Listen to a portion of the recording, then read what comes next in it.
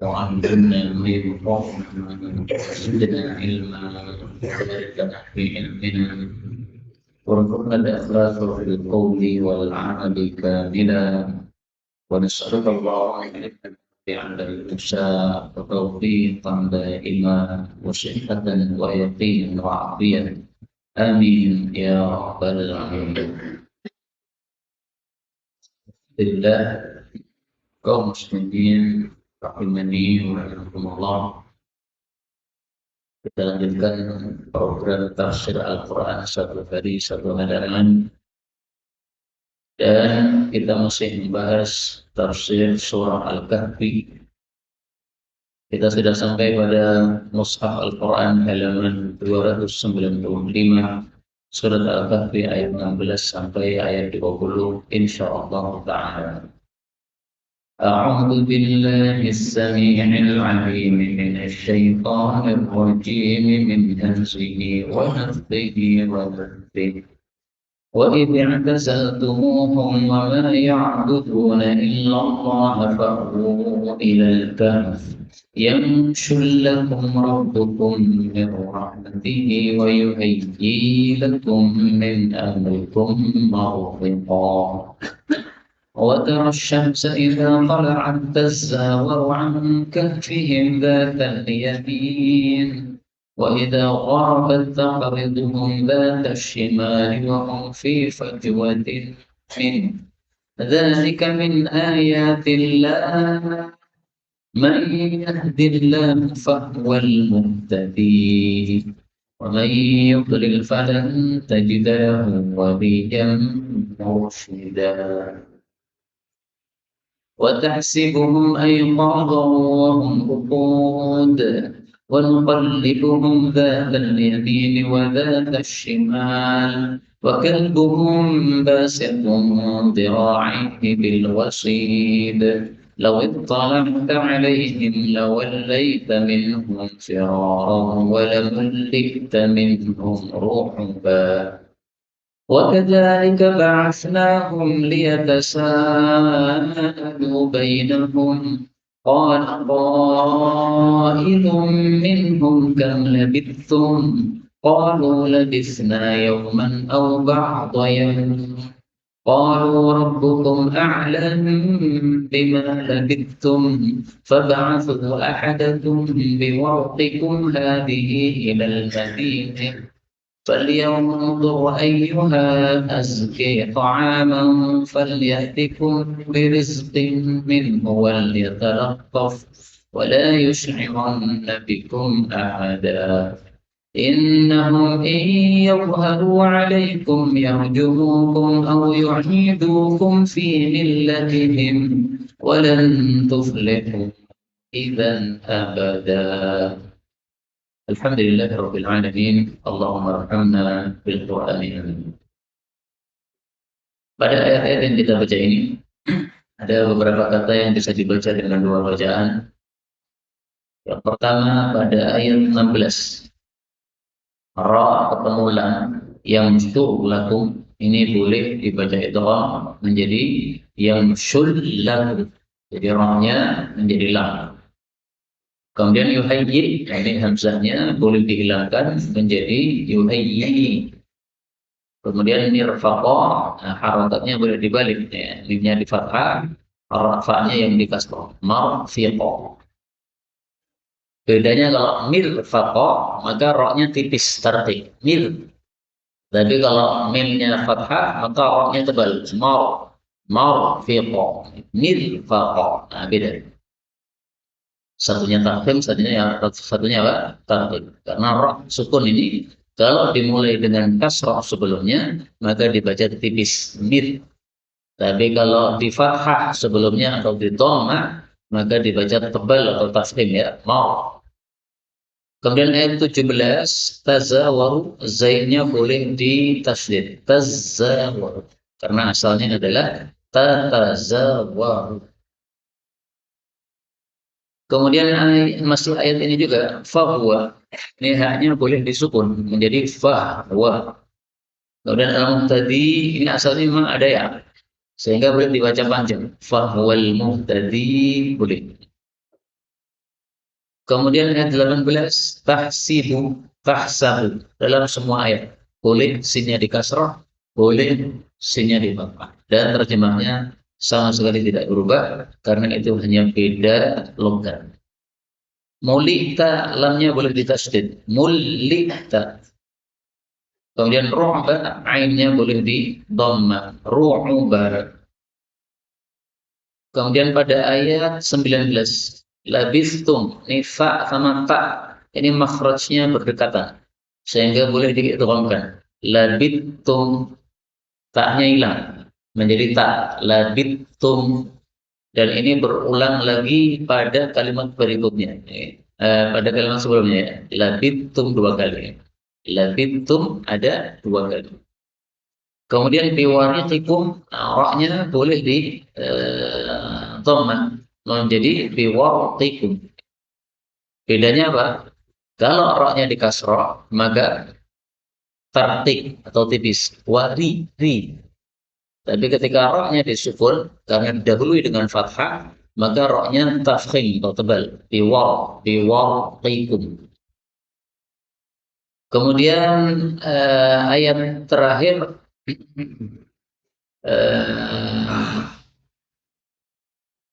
sudah semuanya, sudah habis.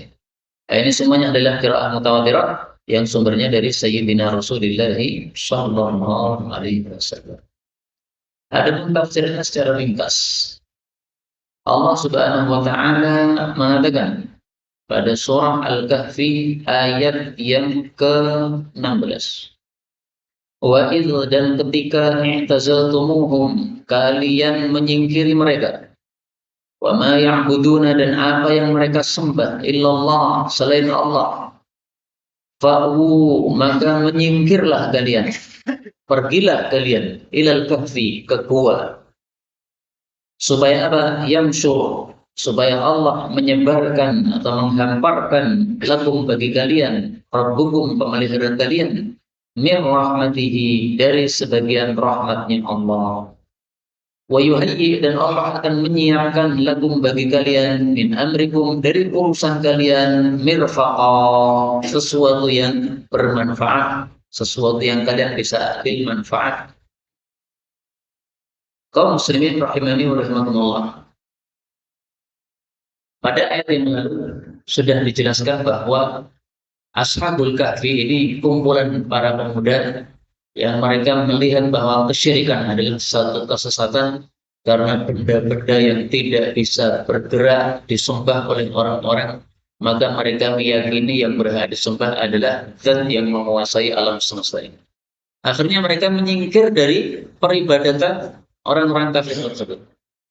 Nah, maka Allah katakan, kalau kalian menyingkiri agama mereka, maka singkiri juga badan mereka. Artinya tidak usah gabung sama mereka. Maka kalian lari saja karena akan ditangkap. Nah, itulah yang dimaksud fa'u ilal kahfi.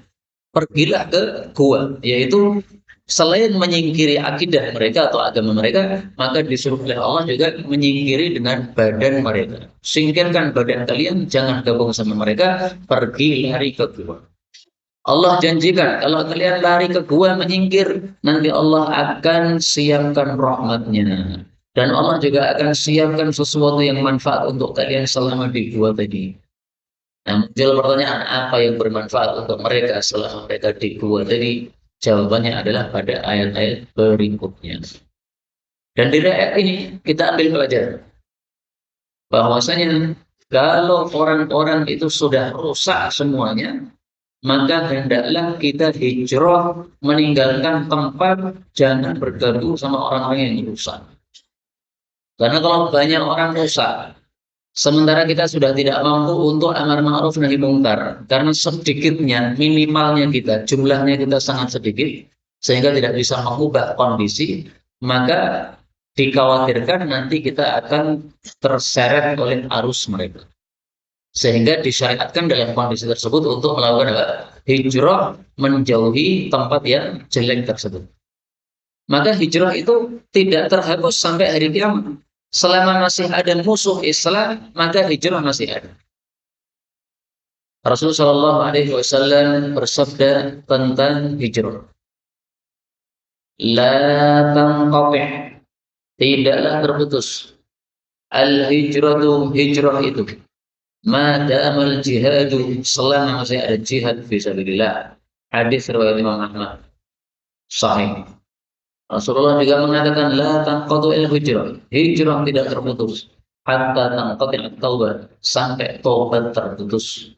Wala tanqati at-taubah, taubat tidak akan putus hatta tatlu'a asy-syamsu min maghribiha, sampai matahari terbit dari arah tenggelamnya. Ini hadis riwayat Abu Dawud, derajatnya juga sahih. Maka orang-orang ini melakukan hijrah.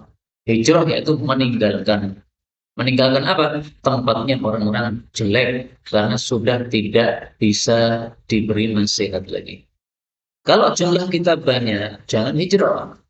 Karena kalau jumlah kita banyak malah hijrah, kampung tambah rusak. Tapi hendaklah kita tetap bertahan di situ untuk melakukan amar ma'ruf. Tapi kalau sudah tidak bisa amar ma'ruf nahi munkar, pergi. Kemudian faedah yang kedua dari ayat ini, Allah janjikan di sini, Allah akan tebarkan rahmat untuk kalian. Maka diambil pelajaran dari ayat ini bahwa kalau kita meninggalkan sesuatu karena Allah, Allah pasti akan kasih ganti yang lebih baik. Mereka hidup nyaman di kampung mereka, sudah punya rumah, sudah punya keluarga, tapi mereka tinggalkan kampungnya. Kenapa ditinggalkan? Karena Allah. Nah, siapa meninggalkan sesuatu karena Allah, Allah jamin pasti dikasih ganti lebih baik. Dan ini kita temukan dalam hadis Rasulullah Sallallahu Alaihi Wasallam. Ittiqa Allah. Rasulullah bersabda, innaka, sesungguhnya engkau, lan tad'a syai'an, tidaklah kau meninggalkan sesuatu. Ittiqa Allah, karena takut kepada Allah. Illa a'taka Allahu khairan min, kecuali Allah pasti kasih kepada kamu yang lebih baik. Dalam lafal yang lain, innaka lan tad'a syai'an lillah, kamu tidak akan meninggalkan sesuatu karena Allah Azza wa Jalla. Illa abdalaka Allah, kecuali Allah kasih ganti bihi, dengan sesuatu yang kamu tinggalkan tadi, ma huwa khairul laka minhu, sesuatu yang lebih baik untuk kamu dari itu. Ini hadisnya sahih riwayat Imam Ahmad. Jadi sudah pasti kalau kita tinggalkan sesuatu karena Allah, pasti Allah kasih ganti lebih baik. Berapa teman kita yang sudah meninggalkan riba, akhirnya bisnisnya diangkat oleh Allah Subhanahu wa Ta'ala. Riba dia tinggalkan. Kenapa ditinggalkan? Karena Allah. Karena riba ditinggalkan, maka bisnisnya diangkat oleh Allah Subhanahu wa Ta'ala. Jadi berkah. Dulu gara-gara riba, duit kumpul banyak, tapi nggak pernah bermanfaat. Rumah belum punya, mobil nggak punya, utang malah banyak, sering anak istri sakit. Tapi karena riba ditinggalkan, akhirnya Allah kasih berkah. Maka jangan ragu-ragu tinggalkan yang haram, jangan ragu-ragu. Nabi saja menjanjikan, kamu tinggalkan sesuatu karena Allah, jamin diganti yang lebih baik oleh Allah. Nah, punya iman atau tidak? Kalau nggak punya iman ya kafir namanya. Kalau punya iman tinggalkan, segera tinggalkan. Dan contohnya sangat banyak. Nabi Yusuf alaihissalatu wassalam diiming-imingi oleh Zulaikha untuk zina. Nabi Yusuf nggak mau. Maka Nabi Yusuf oleh Allah Subhanahu wa Ta'ala dikasih ganti yang lebih baik. Diangkat sebagai seorang nabi. Waktu diiming-imingi oleh Zulaikha tadi belum jadi nabi. Nah, maka beliau tidak mau zina dengan Zulaikha. Padahal seandainya zina, tidak ada satu orang yang tahu, karena cuma berdua di rumah bersama Zulaikha, selain Allah yang tahu. Maka Nabi Yusuf dikasih kenabian, habis itu dikasih kekuasaan, menjadi penguasa Mesir. Habis itu malah ceritanya menikah dengan Zulaikha secara halal.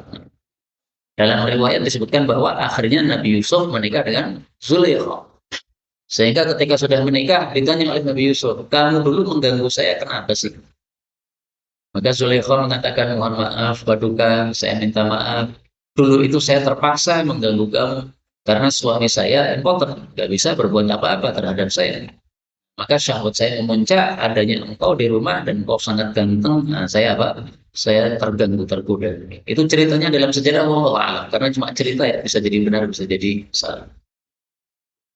Demikian juga kita temukan contoh lagi Nabi Sulaiman alaihi salatu wassalam. Bisufi. Surat Sad ayat 33. Nabi Sulaiman gara-gara melihat-lihat kuda-kuda yang indah-indah. Akhirnya hatta tawarat bil hijab. Sampai matahari tenggelam, beliau belum melakukan zikir kepada Allah Subhanahu wa taala. Jadi gambarannya biasanya wirid sore sudah selesai, nah ini wirid sore belum selesai gara-gara lihat kuda. Maka Nabi Sulaiman mengatakan rudduha alaih, kuda-kuda semuanya kembalikan kepada saya. Fatafiqa mashan bisuuqi wal a'naqi. Maka semua kuda-kuda tadi disembelih oleh Nabi Sulaiman alaihi wasallam. Ini gara-gara kuda, saya wiridnya tolak ya. Biasanya selesai wirid gara-gara kuda wirid tidak selesai. Bunuh semua kuda disembelih semua. Nah, maka Nabi Sulaiman meninggalkan kuda-kuda yang sangat indah-indah dan mahal-mahal tadi karena siapa? Karena Allah. Apa ganti dari Allah? Gantinya disebutkan pada ayat berikutnya, ayat 36. Fasakharna lahu riha. Maka kami tundukkan kepada Nabi Sulaiman angin tajri bi amrihi rufa'an haitsu asab, yang bisa pergi kemana-mana sesuai perintah Nabi Sulaiman dalam keadaan lembut dan anginnya tadi, dan kemana pun Nabi Sulaiman inginkan bisa. Siapa lebih cepat, kuda atau angin tadi?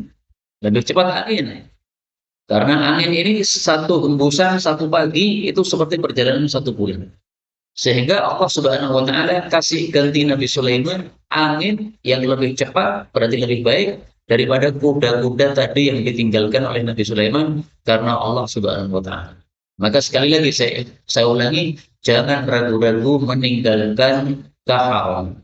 Karena yang Anda tinggalkan itu kalau karena Allah pasti akan diganti yang lebih baik oleh Allah Subhanahu wa taala. Yang menjamin bukan saya, yang menjamin Rasulullah sallallahu alaihi wasallam. Ayat 17. Allah mengatakan watara, dan engkau melihat asy-syamsa, matahari, idza tala'at, apabila terbit, tazawaru, dia itu condong, an kafihim, dari gua mereka, dzatal yamin, dari arah kanan.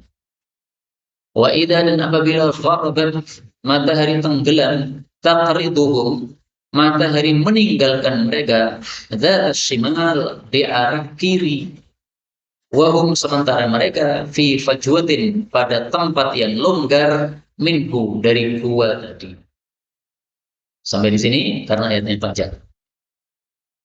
Ayat ini menunjukkan bahwa gua itu menghadap ke arah utara.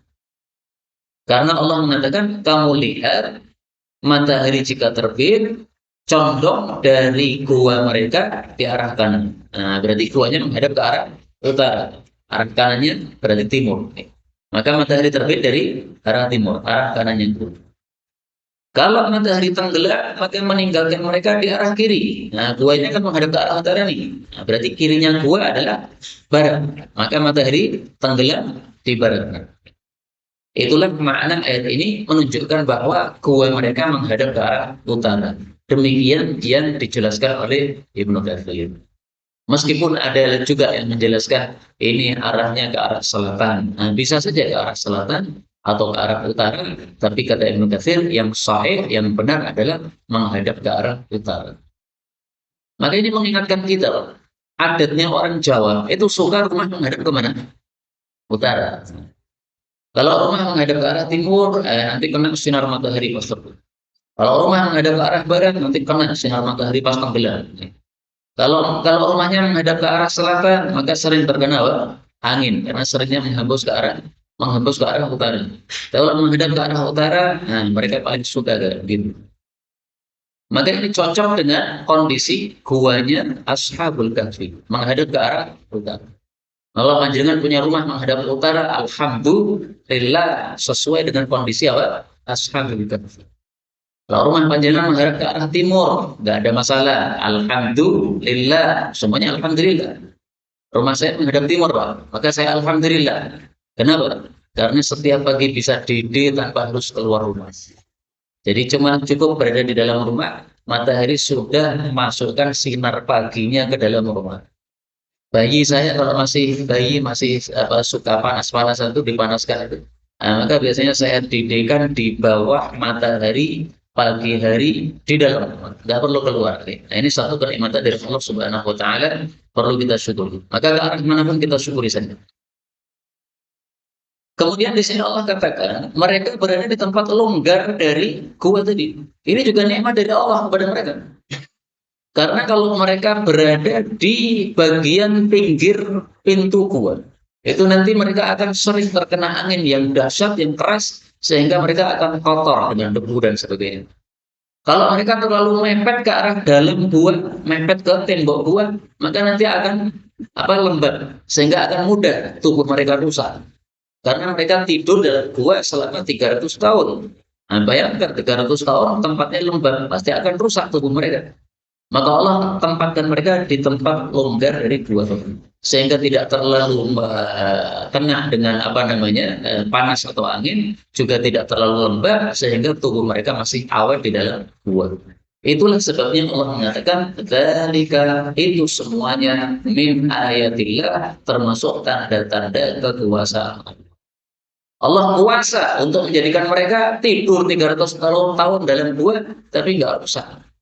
Kok bisa? Nah, karena dibuat guanya menghadap ke arah utara tadi, nggak langsung kena sengatan matahari ketika terbit maupun ketika tenggelam.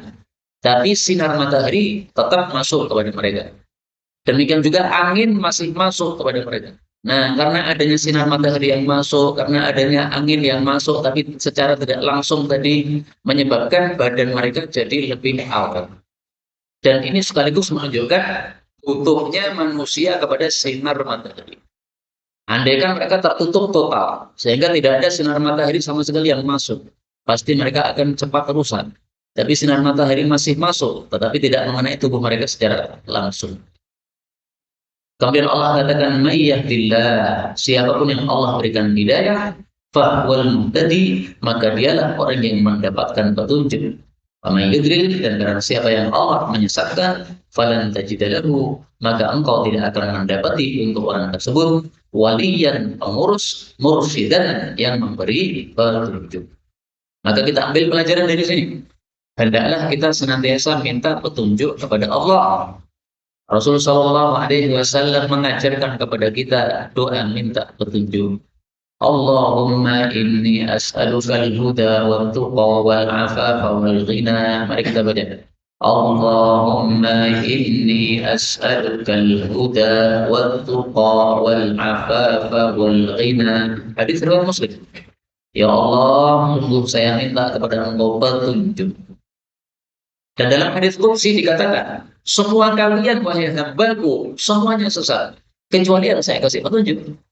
Maka mintalah petunjuk, pasti akan saya kasih petunjuk. Jadi petunjuk itu perlu diminta supaya Allah kirimi petunjuk. Wattuqa, minta takwa, wal afafa, minta afaf, bisa menahan diri dari maksiat atau keburukan. Wal ghina, kecukupan. Al ghina, kecukupan. Nah, maka dicukupi oleh Allah Subhanahu wa taala.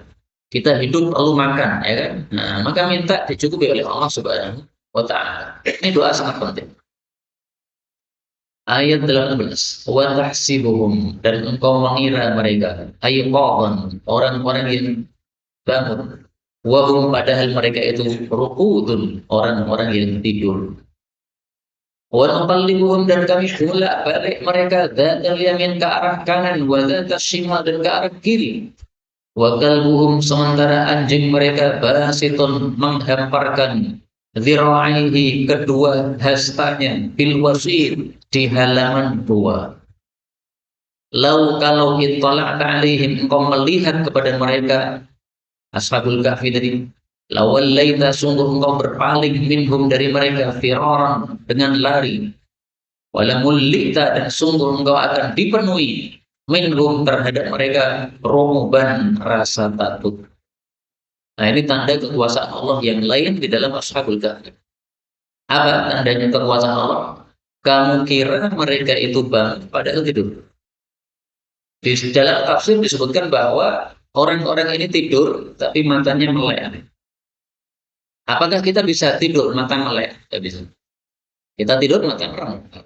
Nah, mereka dibikin tidur tapi melek mata mereka.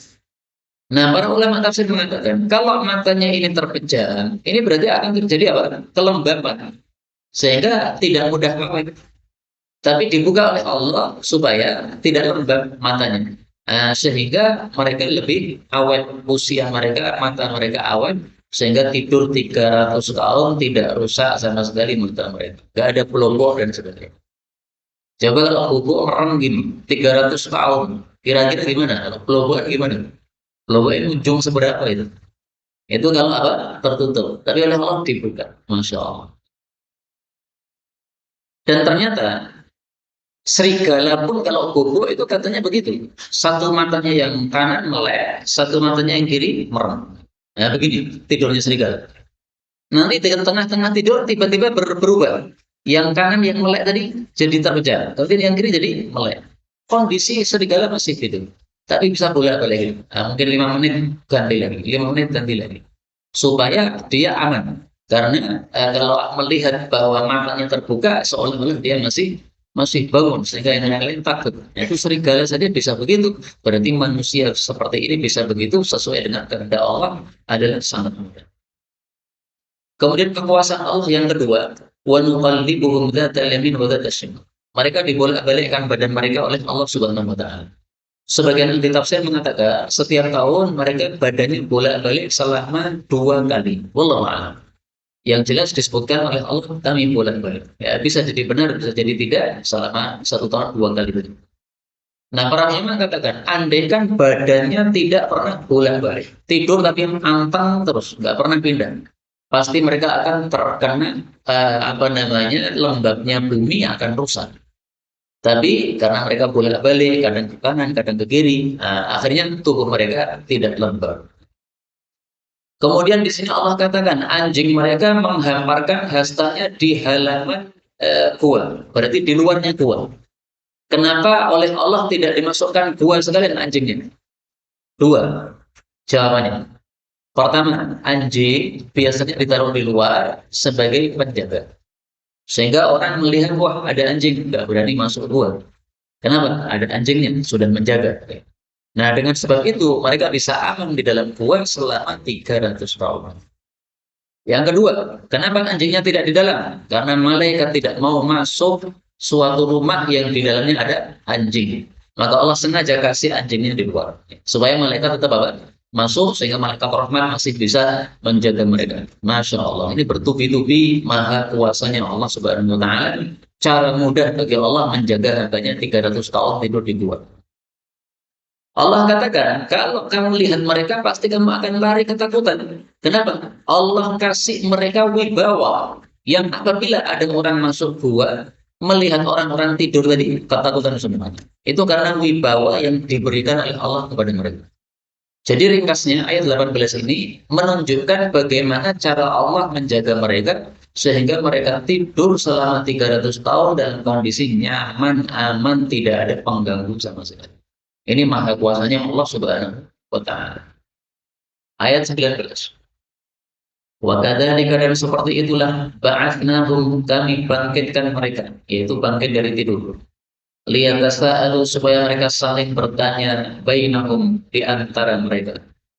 Qala berkatalah qailun seseorang minhum dari mereka. Kam berapa labithum kalian tinggal? Maksudnya tidurnya berapa lama nih? Kalau mereka menjawab, labisna kita telah tidur, telah tinggal, yauman 1 hari, atau yaum atau sebagian hari.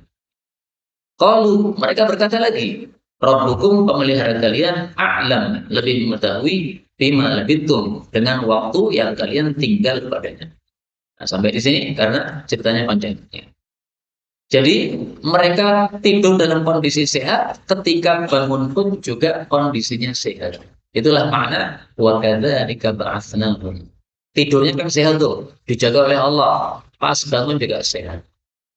Kemudian mereka saling bertanya, kita sudah tidur di gua berapa lama nih? Sebagian mengatakan sehari. Kemudian meralat, sebagian hari bukan sehari. Kenapa mengatakan sebagian hari? Karena mereka ingat masuk guanya itu pagi hari. Kemudian pas mereka bangun itu sore hari. Maka mereka mengatakan berarti sebagian hari, nggak sampai sehari. Karena masuk pagi, bangun sore, ini belum sampai malam. Maka akhirnya mereka mengatakan, udahlah, nggak usah debat, ini berapa lama kita nggak ngerti, Allah lebih paham. Kayaknya cuma sehari atau setengah hari, tapi kok aneh juga ya, kondisinya kayaknya berbeda. Tidak seperti kalau tidur 1 hari atau setengah hari. Akhirnya mereka merasa lapar, lalu mereka mengatakan, faba'athu, maka utuslah ahadakum salah satu kalian, biwartikum dengan uang perak kalian, hadhihi ini ilal Madinah menuju ke kota. Jadi mereka merasa lapar, pengen beli nasi kalau bahasa kita.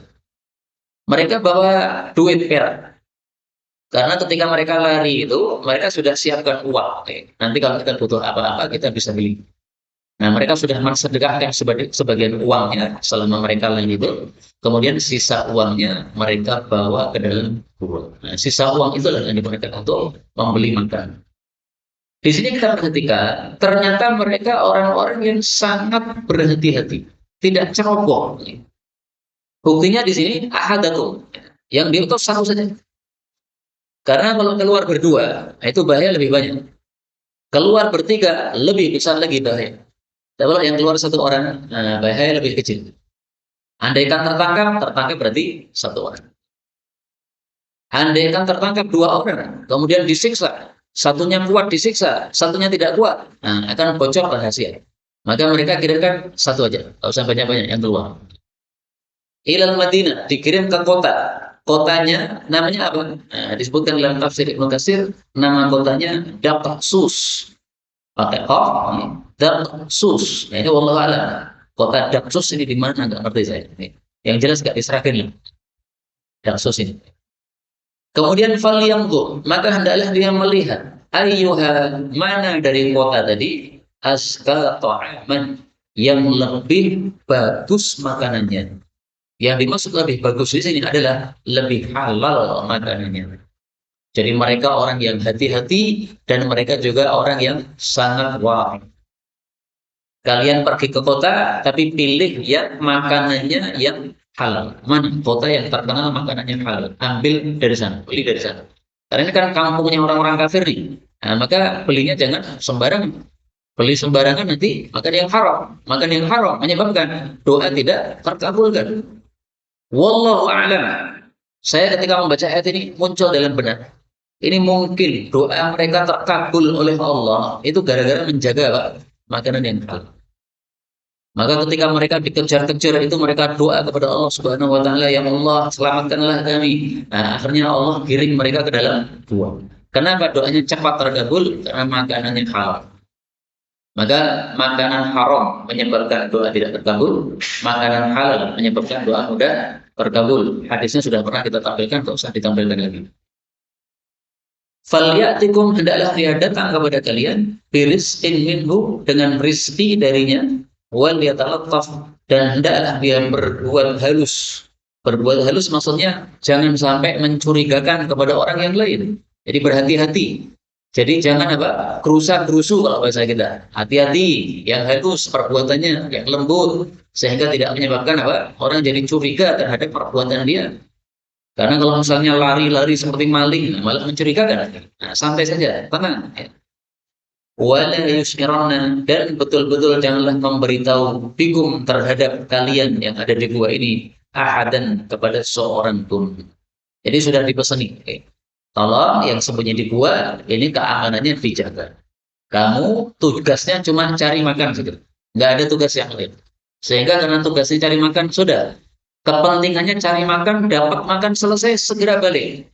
Karena kalau cari makan sudah dapat tidak segera balik, nanti kemungkinan besar akan tertangkap, akhirnya kemudian akan ditangkap semuanya, akan konangan. Nah, maka ini semuanya menunjukkan kehati-hatian mereka. Dan ini menunjukkan bahwa sikap hati-hati seperti ini adalah sikap yang dituntut bagi setiap muslim, terutama kondisi-kondisi yang dalam kondisi yang tidak aman seperti ini. Rasulullah ketika hijrah dari Mekah ke Madinah, apakah beliau melakukan kehati-hatian? Sangat melakukan. Beliau katakan kepada Ali bin Abi Thalib, Ali, saya mau hijrah malam-malam.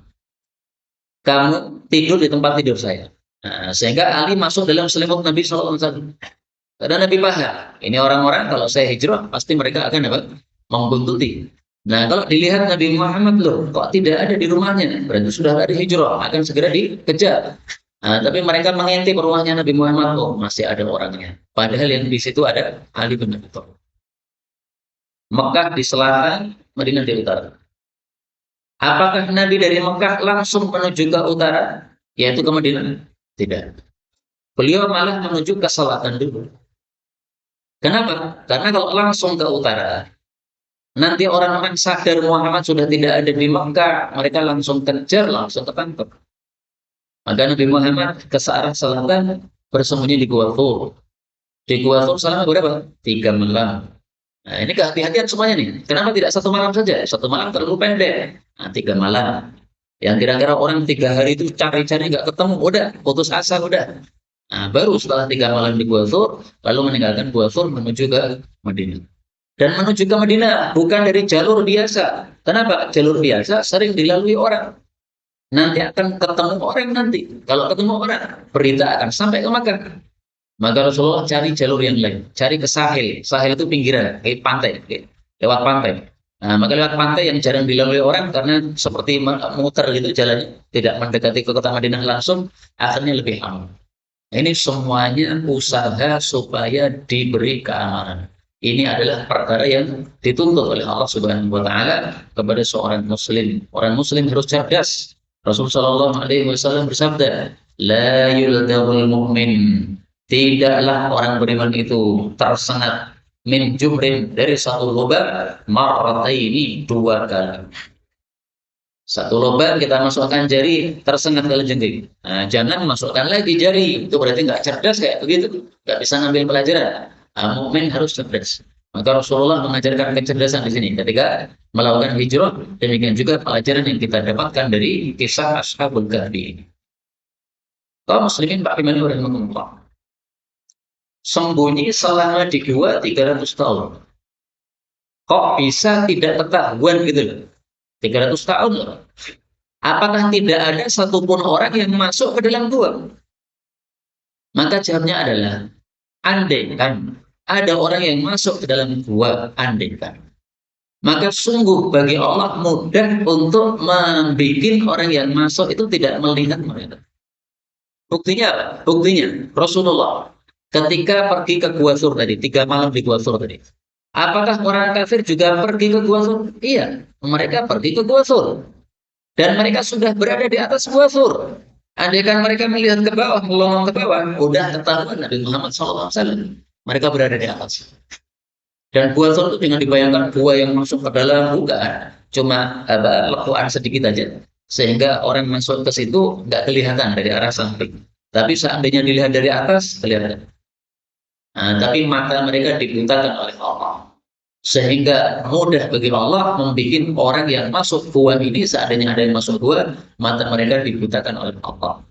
Maka kata Ibnu Katsir, Allah Subhanahu wa taala membutakan berita mereka dari semua manusia.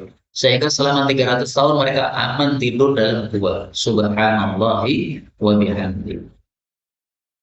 Bahkan saya dapat cerita di Klaten. Ada warung salah satu ikhwan kita laris. Kemudian karena saingannya banyak, maka selama 4 bulan itu sudah tidak ada pembeli sama sekali. Paling 1-2 orang parkir aja, padahal sebelumnya laris. Maka akhirnya dia berpikir, ini kenapa kok kayak begini? Ternyata ada yang ngirim santet dan sejenisnya itu. Nah, dilihat dari CCTV itu ada orang yang menaburkan sesuatu di situ. Ternyata yang nabur itu adalah yang punya warung sebelahnya sono. Nah, pengen warungnya laris sehingga yang di sini ditaburi mantra-mantra, ditaburi santet supaya apa? Tidak laris. Nah, suatu saat dia sudah buka warung, kemudian ada pelanggan datang di depan warung, kemudian tiba-tiba pergi lagi. Maka si pemilik warung tidak, ini sudah berhenti di warung saya kok pergi. Maka di WA, "Loh Mas, kemarin Anda di warung saya sudah berada di depan kok pergi kenapa?" Maka dijawab, "Lah tutup mata." Padahal pintunya buka. Nah, ini langkah setan saja bisa begitu. Setan saja punya kekuatan untuk apa? Membikin warung kita yang terbuka lebar sehingga orang yang datang melihat seolah-olah apa? Tertutup. Nah, tapi setelah diruqyah kemudian apa? selesai masalah. Sekarang sudah ramai lagi. Ini cerita bukan cerita naburi. Nah, bisa dibuktikan warungnya masih ada di Klaten. Oke. Nah, maka kalau minta apa petunjuk ke warung mana nanti ada yang bisa menunjukkan insya Allah Ta'ala. Nah, kalau jin saja bisa melakukan seperti itu dengan izin dari Allah, bagaimana Allah? Allah lebih mampu lagi karena semua itu atas kekuasaan Allah Subhanahu wa Ta'ala. Terakhir ayat 20. Allah mengatakan, "Innahum sesungguhnya mereka iyadharu alaikum." Jika mereka mengetahui kalian, maksudnya mengetahui persembunyian kalian di gua ini. Yarjumukum, mereka akan merajam kalian. Atau yu'idukum, mereka akan mengembalikan kalian fi millatihim, di dalam agama mereka. Walan tuflihu, dan kalian tidak akan beruntung idan kalau begitu, yaitu kalau kembali kepada kafir abadan selama-lamanya. Jadi yang kasih nasihat ini bisa jadi ini adalah pemimpinnya, dia mengatakan, kamu yang kita kirim hati-hati, jangan sampai ngasih tahu kepada siapapun. Karena kalau kita ketahuan, ada kalanya dua, kita dirajam sampai mati, sehingga nggak bisa ibadah kepada Allah Subhanahu Wa Taala. Ada kalanya mereka siksa kita, kita nggak kuat, akhirnya kita balik ke agama nenek moyang kita, yaitu agama kafir lagi. Nah, kalau kemungkinan yang kedua ini yang terjadi, kita masuk kafir lagi, tidak akan beruntung selama-lamanya. Kalau kemungkinan pertama dirajam, nggak ada masalah. Ini termasuk apa? Termasuk mati syahid. Tapi kan kita nggak ngerti, apakah nanti kita akan dirajam, ataukah mereka akan menyiksa kita. Tapi ketika kita nggak kuat dengan siksaan, akhirnya kita terpaksa ikut keinginan mereka. Nah, maka mereka sangat khawatir bahwasanya mereka kembali kepada kesyirikan, dan sifat seperti ini menunjukkan iman yang kuat kepada Allah Subhanahu wa Ta'ala. Dalilnya apa? Kita lihat. Rasul Shallallahu Alaihi Wasallam bersabda,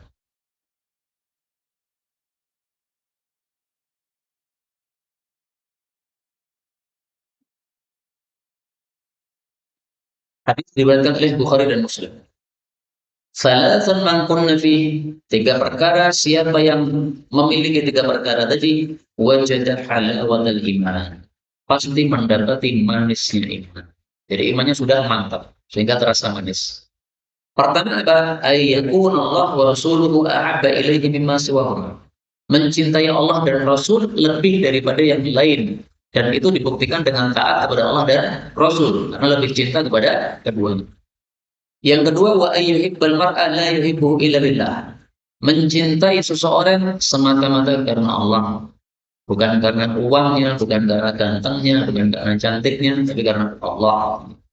Maka mari kita, kalau mencintai seseorang, itu jangan dikaitkan dengan dunianya. Aku cinta padamu wahai istriku. Kenapa? Karena cantik. Nah, kalau karena cantik, berarti kalau cantiknya hilang, cintanya hilang itu. Nah, itu cintanya nggak benar. Cinta karena Allah.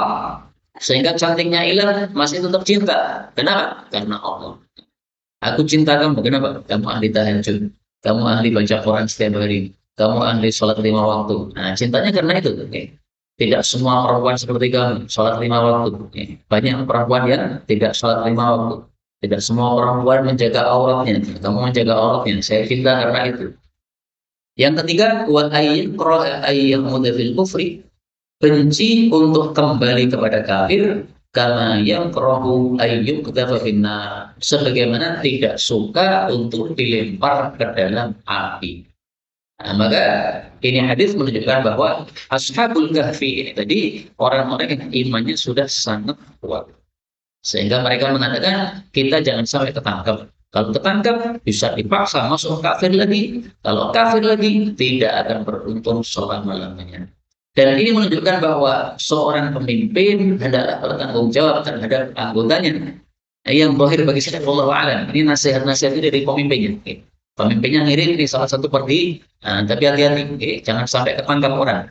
Nah, maka pemimpin harus tanggung jawab. Jangan dia memikirkan dirinya sendiri, tapi adalah memikirkan semua anggotanya, semuanya supaya selamat dalam perlindungan Allah Subhanahu wa Ta'ala.